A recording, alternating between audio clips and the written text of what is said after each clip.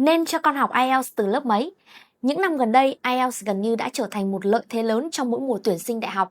Chính vì vậy mà có rất nhiều phụ huynh hỏi Minalis là nên cho con học IELTS từ lớp mấy?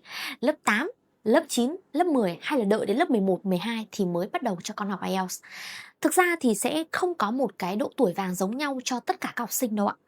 Trong trường hợp mà nếu như con còn yếu nền tảng thì con sẽ cần phải xây vững nền trước, gồm có phát âm này, từ vựng, ngữ pháp, nghe, nói, đọc, viết.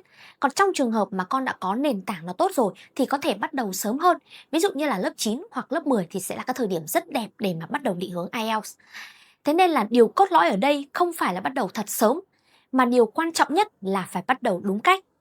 Chính vì vậy mà Minalis khuyến khích học viên là sẽ test trình độ trước, từ đấy thì thầy cô sẽ tư vấn cái lộ trình phù hợp nhất, cá nhân hóa cho từng học sinh. Minalis học để dùng không chỉ để thi.